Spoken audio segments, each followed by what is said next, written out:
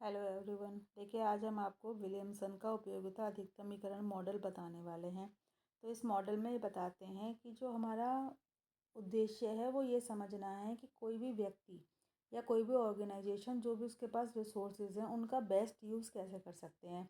ये कहते हैं कि अगर ग्राहक अपने लाभ को अधिकतम करना चाहता है तो वो अपने पास जो ऑप्शन होते हैं उनके बीच चूज़ करते हैं। और जो ये चयन प्रक्रिया होती है ना केवल इकोनॉमिक फैक्टर पर निर्भर करती है बल्कि साइकोलॉजिकल, सोशल, इन सब फैक्टर पर भी निर्भर करती है। तो जब किसी आप प्रोडक्ट या सर्विस का चयन करते हैं तो आप अपनी इंडिविजुअल प्रेफरेंस को ध्यान में रखते हैं। हम कुछ भी अगर चुनते हैं तो हम ध्यान रखते हैं कि हमें क्या चाहिए। तो ये है कि हमें देखना होता है कि अपने विकल्पों का कैसे हम अच्छा यूज़ करेंगे, हमें कौन सा पहले चाहिए, किसको हम प्रीफर करते हैं। अपने रिसोर्सेज की पहचान करनी होती है कि कौन सा जो ऑप्शन है हमारी ज़रूरत के हिसाब से सबसे अच्छा है। और दूसरे, हमें जब डिसीजन लेने की बात होती है तो हमें पहले से अगर कोई पूर्वाग्रह होता है ना, प्रीजुडिस होता है कि यह जो हमारे निर्णय को प्रभावित करता है, तो इसीलिए अपने निर्णयों का मूल्यांकन करना होता है। तो अगर इस मॉडल का हम ठीक से उपयोग कर सकते हैं तो अपने बिजनेस में भी सफलता प्राप्त कर सकते हैं और अपने व्यक्तिगत लाभ को भी अधिकतम कर सकते हैं। तो इस वीडियो को हम डिटेल में आपको बताते हैं। तो इस सिद्धांत को प्रबंधकीय विवेक सिद्धांत यानी मैनेजरियल डिस्क्रिशन थ्योरी के नाम से भी जाना जाता है। शेयर धारक और प्रबंधक के अलग अलग समूह होते हैं।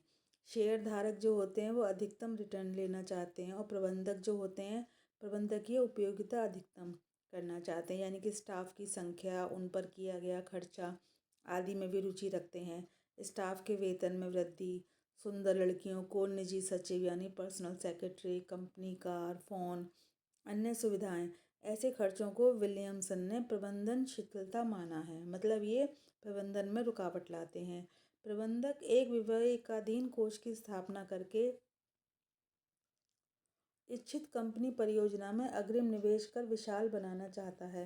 विवेकाधीन निवेश या लाभ वह राशि है जो कि शेयरधारकों को लाभांश देने के बाद फर्म के प्रभावी नियंत्रण के लिए प्रबंधक के पास शेष रहती है। जैसे देखिए, उपयोगिता फलन है तो किसके बराबर है ये फलन है हमारा एस, एम और डी का। एस यहाँ पर क्या है, स्टाफ पे जो खर्चा हो रहा है। डी क्या है, जो विवेक में हमारा निवेश किया जा रहा है। और एम क्या है, प्रबंधन शिथिलता है। तो ये निर्णय चर धनात्मक उपयोगिता देते हैं। जैसे कि एस है हमारा, वो या तो ज़ीरो से ग्रेटर देन है या फिर इक्वल है। ऐसे ही एम है, वो हमारा ज़ीरो से या तो ग्रेटर देन है या फिर हमारा इक्वल है। ऐसे ही जो डी है वो या तो ग्रेटर देन है या इक्वल है ज़ीरो के। तो जब मांग में वृद्धि होती है तब उत्पादन और स्टाफ पर व्यय भी बढ़ते हैं जो फर्म की लागतों को बढ़ा देते हैं, जिससे कीमत बढ़ती है। विलियमसन के उपयोगिता अधिकतमीकरण मॉडल को हम चित्र की सहायता से भी देख सकते हैं। जैसे कि देखिए, डायग्राम दे रखा है। नीचे हमारा एक्स अक्ष पर जो है स्टाफ व्यय है और वाई पर हमारा प्रॉफिट है। तो विवेकाधीन लाभों को अनुलंब अक्ष पर यानी कि वर्टिकल पर ले रहे हैं और स्टाफ व्यय को हम क्षैतिज यानी कि एक्स अक्ष पर ले रहे हैं। पीसी जो है वो संभाव्यता वक्र है जो प्रबंधक को प्राप्त डी और एस के संयोगों को दर्शाता है।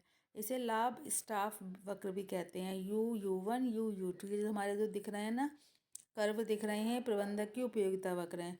जब लाभ स्टाफ वक्र पर बिंदु एफ से ऊपर की ओर गति करता है, ठीक है, एफ से ऊपर की ओर जा रहे हैं हम, तो देखिए जब तक बिंदु पी तक नहीं पहुंच जाता तो पी जो है वो लाभ अधिकतमीकरण का बिंदु है। ये जो हमारा पी बिंदु है लाभ अधिकतमीकरण का बिंदु है। एस पी लाभ, ओ एस स्टाफ व्यय, ठीक है। तो जब यू टू और एफ सी वक्र एक दूसरे को एम बिंदु पर स्पर्श करते हैं, संतुलन और प्रबंधक की उपयोगिता अधिकतम होती है।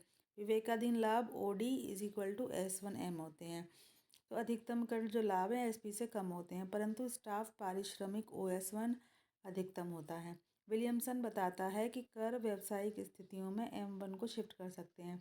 इस प्रकार स्टाफ उनके पारिश्रमिक, शेयर होल्डरों के लाभों में परिवर्तन आदि इष्टतम स्थिति को उपयोगिता फलन की आकृति परिवर्तित करके शिफ्ट कर सकते हैं। तो ये हमारा विलियमसन का उपयोगिता अधिकतमीकरण मॉडल था, जो कि बहुत ही इम्पोर्टेंट टॉपिक है। आशा करते हैं आपको समझ में आया होगा। अगर आपको वीडियो अच्छा लगा हो तो इसे लाइक कीजिए, शेयर कीजिए। Thanks for watching.